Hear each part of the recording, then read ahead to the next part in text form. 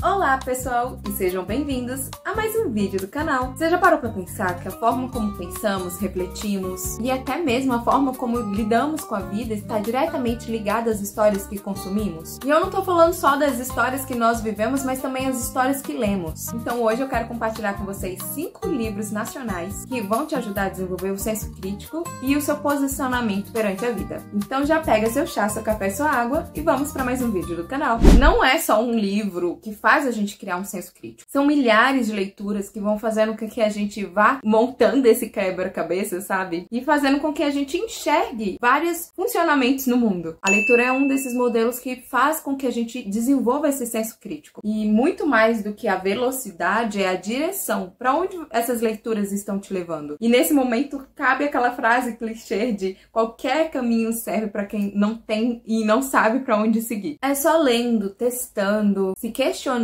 e se permitindo, é claro, que você vai encontrar qual é a direção e qual é o seu caminho. E esse repertório, ele é muito individual. Você que vai construindo o que você acha certo, quais são os seus posicionamentos, as suas ideias perante a leitura. Por isso que quando pensamos em leitura como uma forma de desenvolver o seu senso crítico, nada mais necessário que você também, ao escolher estes livros, tenha senso crítico. Saiba quais são os livros que realmente faz sentido para você nesse processo e principalmente na jornada que você está no momento. Não é à toa que eu fiz um vídeo aqui no canal, você pode conferir, que eu falo e dou algumas dicas também de como você pode ir a fundo, procurar e escolher e saber qual livro certo para você nesse momento. E saiba sempre que a leitura crítica é como se fosse uma academia. Não é acumular livros lidos, mas sim exercitar esse pensamento. É ler, compreender mesmo, principalmente confrontar as ideias. E se você discorda com o autor, escreva, registre ali. É ir além mesmo do que o livro propõe. E se você realmente não sabe por onde começar, eu vou te dar algumas sugestões de alguns livros nacionais que ajudam você a ir além do que está escrito e expandir muito mais a sua visão de mundo. E primeiro, não havia nenhuma possibilidade de começar essa lista se não colocar o nome dele. Quem? Machado de Assis. Inclusive, olha que bonitinho, fazendo só um parênteses aqui, nada a ver com o vídeo, mas olha que bonitinho que eu ganhei de presente esse mini Machado de Assis. Muito fofinho, né? Vou deixá-lo aqui exatamente pra gente falar um pouco mais sobre a vida dele.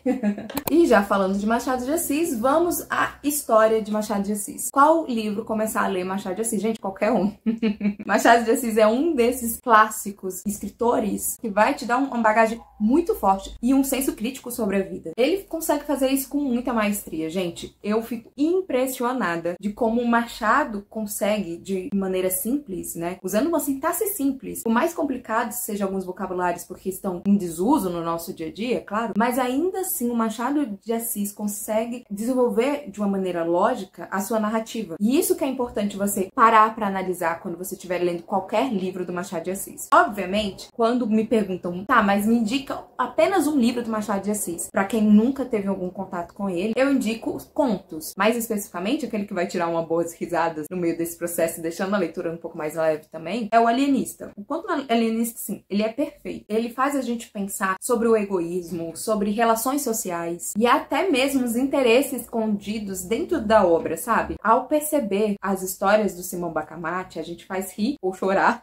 sobre as peculiaridades da nossa sociedade, da nossa humanidade também, sabe? Como somos nós por dentro. Principalmente quando você consegue perceber e sacar as ironias encontradas ali. Então é uma ótima maneira de a gente desenvolver o nosso senso crítico e o nosso posicionamento no mundo também. Outro livro que não dá pra ficar de fora da lista é Quarto de Despejo, de Carolina Maria de Jesus. Eu escolhi esse livro por inúmeras razões, mas a mais específica é que a Carolina, ela consegue tirar a gente da nossa zona de conforto e principalmente da nossa bolha. Enxergar a sociedade por outros parâmetros que talvez no nosso mundinho a gente não consegue observar. A sua obra confronta mesmo essa sociedade que ainda é atual. O mais interessante é que ela consegue fazer isso em forma de diário. Então a gente vai acompanhando realmente um dia a dia, o processo que acontece ali. O que é interessante falar sobre a vida da escritora, inclusive eu desenhei, deixei bem claro quem é o rosto atrás dessas palavras. A Carolina, ela consegue mostrar o dia a dia dela, mas também a realidade de muitos ali. Pra quem não sabe, ela era catadora de papel. E foi por meio dos papéis ali, ela quis demonstrar que realmente é esse Brasil. Mas o Brasil que ela passa e tantos outros passam também. Então, a história da Carolina é muito interessante, principalmente sendo desenvolvida por meio desse livro. Depois dessa leitura, você vai sair transformado. E por falar em história de autores aqui, dos escritores, não tem como não falar de uma vida que, assim, eu me inspiro. Ah, professora, eu me inspiro muito do seu jeito de estudar e de ver a vida. Mas saiba quem é minha fonte.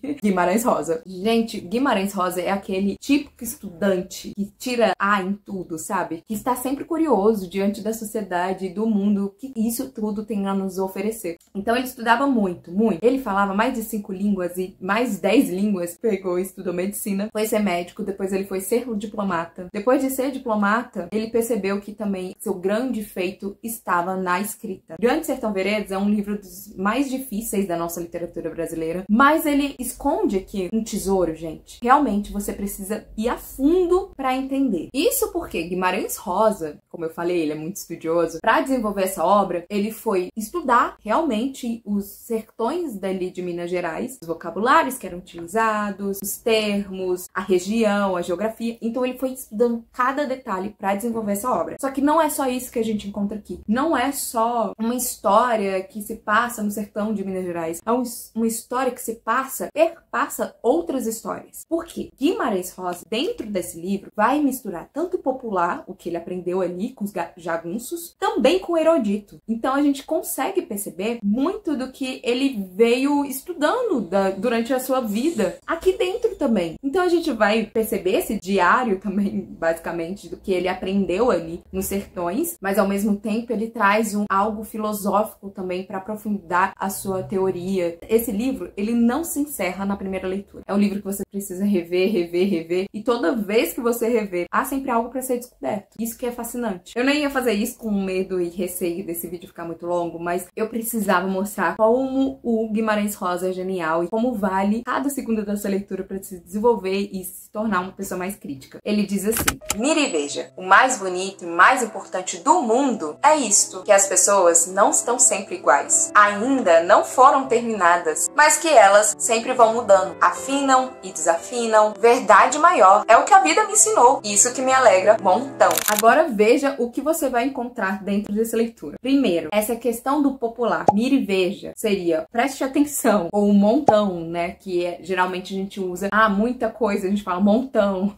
Isso mostra muito o repertório que ele tinha como pesquisador ali nos sertões de Minas Gerais. Agora essa parte, as pessoas não estão sempre iguais, a gente consegue perceber essa ideia filosófica mais erudita realmente dentro da sua obra. Ele emprega aqui uma filosofia, uma ideia do Heráclito. Parte da premissa é da seguinte ideia: que tudo flui, que nada é permanente e que a gente está sempre diante dessa mudança. Você tem noção? Isso daqui é Guimarães Rosa. E é isso que você vai encontrar dentro dessa pesquisa, essa busca mesmo. Porque é isso, Guimarães Rosa, essa busca incessante, porque é sempre uma nova leitura. Agora a gente já falou um pouquinho da história do sertão de Minas Gerais aqui no Brasil, mas vamos entender por meio de uma literatura o que estava acontecendo no mundo? Pois bem, foi assim que eu pensei e trouxe o livro do Carlos Drummond de Andrade, Sentimentos do Mundo. Esse daqui, basicamente, são livros de poemas que nasceram no meio de medo, guerras e regimes totalitários. O interessante dessa leitura é que faz a gente refletir também o nosso presente. E Carlos Drummond faz toda essa analogia por meio da poesia. E quem disse que poesia não pode envolver crítica social? É isso que o Carlos Drummond vai fazer dentro desse livro que é curtinho, mas que vale cada leitura, mostrando pra gente que a poesia ela pode ser crítica, mas também ela pode ser resistência. E esse livro, assim, gente, mudou a minha visão de vida também. E é engraçado porque a gente saiu do Guimarães Rosa falando de Minas Gerais e entrou em outro mineiro aqui também. Vamos trazer mais um grande estudioso da nossa história. Eu, assim, falo, meu Deus, que cérebro lindo.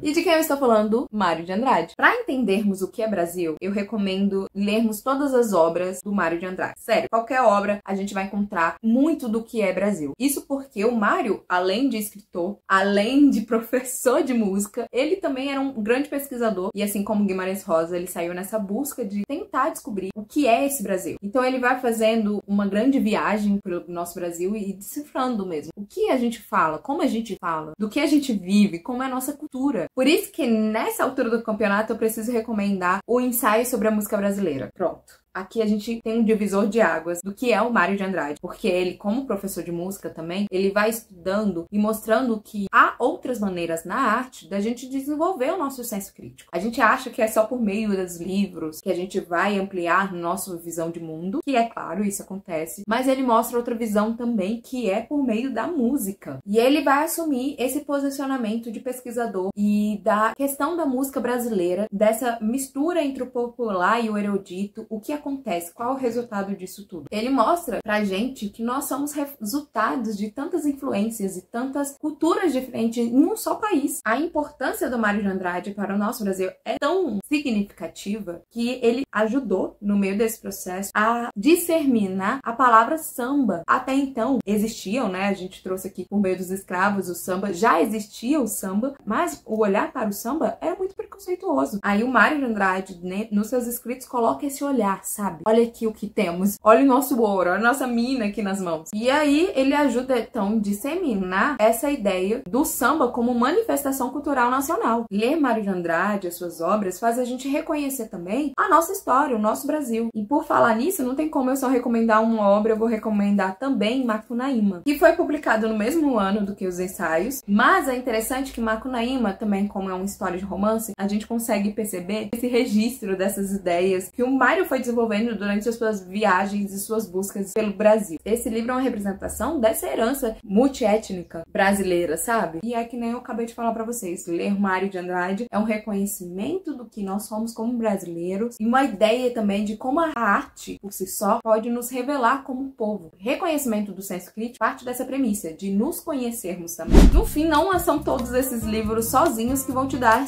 as respostas, sabe? Mas cada livro abre portas. Quando você soma todas essas portas já abertas, cria-se assim um repertório pra gente enxergar o mundo com mais profundidade. Leia também no seu tempo. A leitura, como eu sempre digo, não é uma corrida, sim uma caminhada. E o mais bonito disso tudo é que cada leitor vai desenvolver e traçar seu próprio caminho também. Eu espero que esses livros tenham te ajudado de alguma maneira a enxergar novas maneiras de se caminhar para esse senso crítico. Mas já me deixa aqui nos comentários quais são os livros que fizeram você se tornar essa pessoa mais crítica e trazer um novo olhar para o mundo. Eu vou adorar saber. E é bom que a gente faz uma biblioteca aqui embaixo de quais livros a gente pode caminhar. E já sabe, né? Se você gostou desse vídeo, deixe seu like, se inscreva no canal, ative o sininho das notificações e eu vejo você numa próxima.